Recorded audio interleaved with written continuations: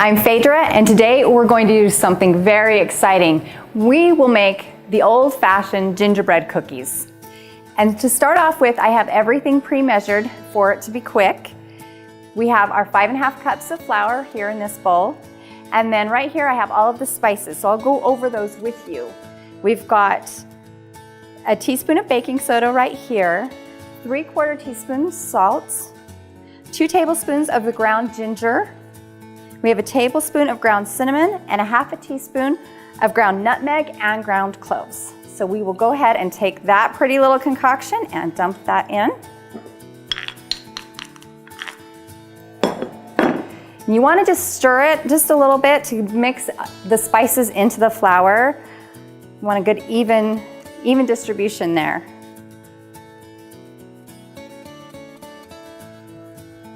Then we'll go ahead and start with the wet ingredients. We have a cup of melted butter, and that's 2 sticks, to make it easy if you've got the prepackaged sticks. And then we want to add 1 egg, room temperature. It mixes up better that way. And then a cup of packed brown sugar. It's gonna splash on me.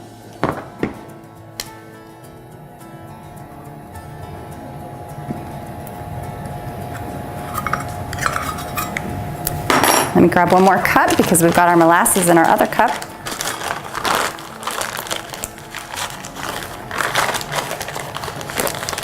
And I find it easiest when you pack it, you can just squeeze right on top of the plastic. That way you don't have to pull it up and make a mess of it spilling. Then just dump that in. Okay, now we're going to mix that until it's nice and smooth. Make sure you break that egg yolk.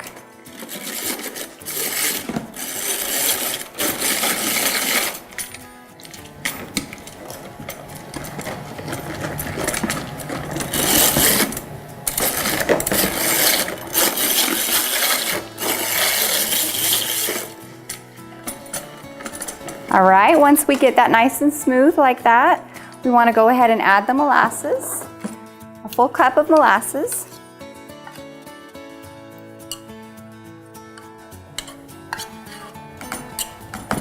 That likes to stick in there. Make sure you scrape it out and get it all out. And then a teaspoon of vanilla.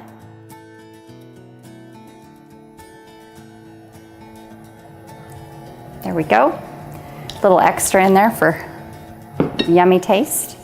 And then we just want to continue beating that until it gets a little bit fluffy.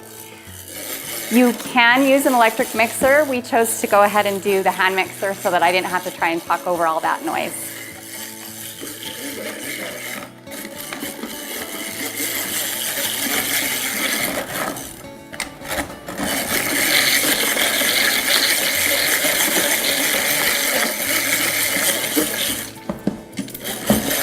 And as it starts to get fluffy, you'll notice that the color will lighten just a little bit.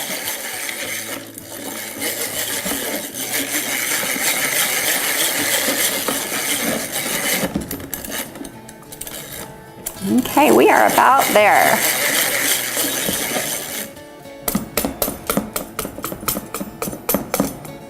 Dump that in. And then you just want to go ahead and combine the flour mixture into the wet mixture, the molasses, just a little bit at a time so you can get it stirred in really good.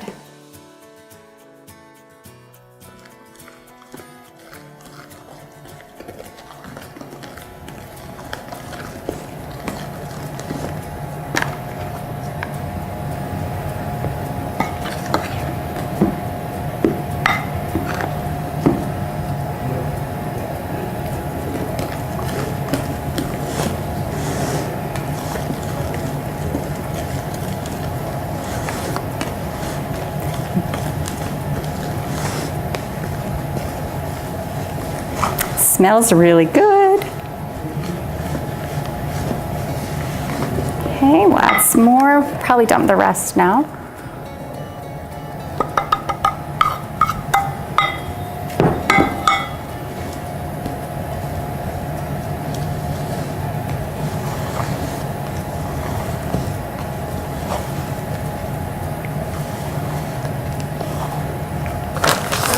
Move that so I don't knock it off.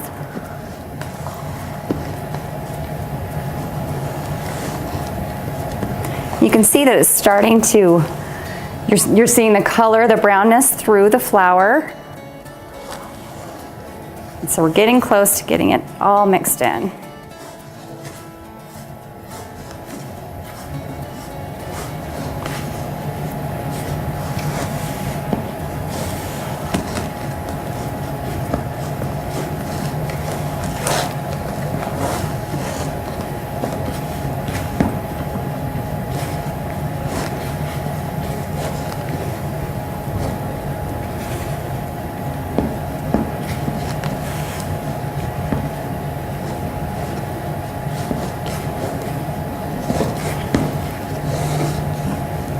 Okay, we're about there. I'm going to reach in and I'm going to finish just kind of blending it in with my hands as I pack it in and separating the dough out into two different halves.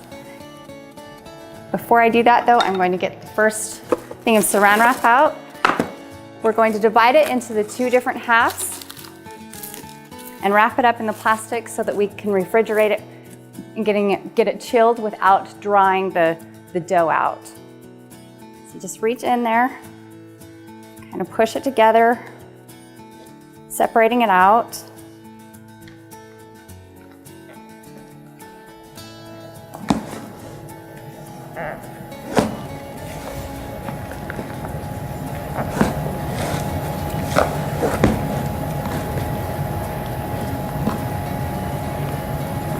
So we've got it in the ball. We'll go ahead and bring it over to the plastic.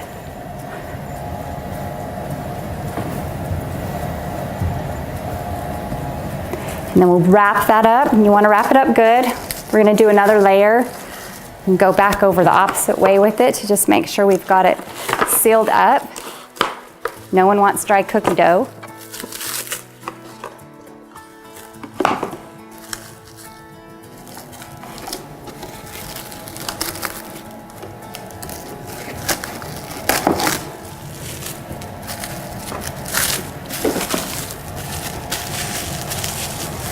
Just like that. You'll want to do the same thing with the other side and then go ahead and put both discs into the refrigerator.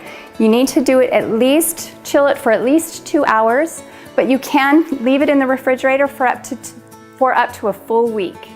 And that way you can just prepare it now and then get back to the dough at maybe a more convenient time in a few days. Hi there, we're back and it's been about 2 hours, and so our dough now is nicely chilled and firm. What you're going to want to do is you want to flour the surface you'll be rolling it out on first, and go ahead and place it down. What I like to do is grab a little bit more flour, kind of shake it on top, and then also I rub it on the roller so that it doesn't stick to the roller as easy. You want to go ahead and roll that out about 1/8 of an inch thick. So get that going. And if it starts to stick or separate, go ahead and push it back together with your hands. And again, you can add a little bit more flour to keep it from wrapping onto that roller.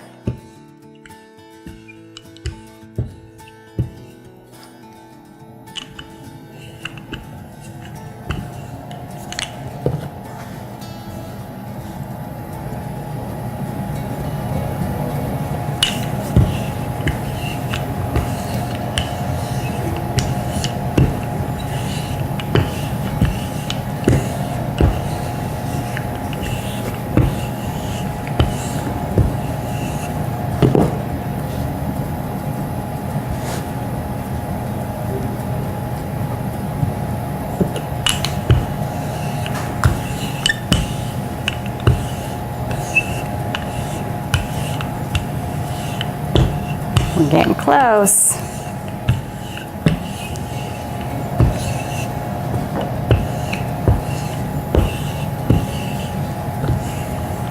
Okay, about there. I'm going to push what's split back together.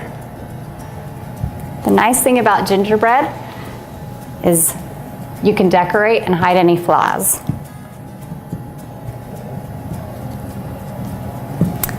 Okay, we've got our cookie cutters. We've got a few different sizes, so we'll go ahead, we'll start with the largest one. Press that in, and then we'll fill in with the smaller ones.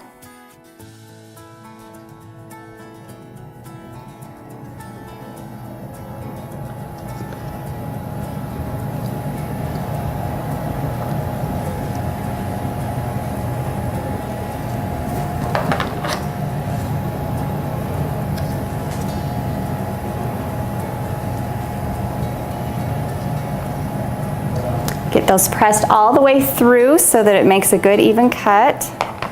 That one came right up. You want to go ahead and put parchment paper on top of your pan, and that helps it so it doesn't burn and doesn't stick. And just peel away the edges.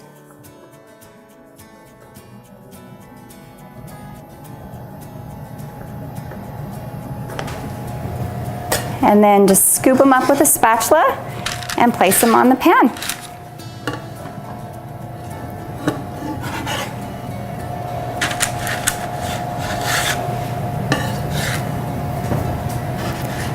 Just like that. So we'll go ahead and put these in the oven, a 350-degree oven, for about 12 to 15 minutes, and we'll see you back here when they're all done. We're back, and we've baked our cookies now for 12 minutes in a 350-degree oven, and they smell delicious. Now, what's fun about the gingerbread men cookies is not only are they a great Christmas tradition that you can do on Christmas Eve to kill that time as the kids are anxious waiting for Santa, but you can also do this as a fun kid activity with your family or even friends during those winter months when there's not a lot to do because they can't go outside and play. So what you want to do is just take these, let them cool plenty enough so that they're not even warm to touch before you decorate them. Get some icing and some candy pieces and let your kids have fun.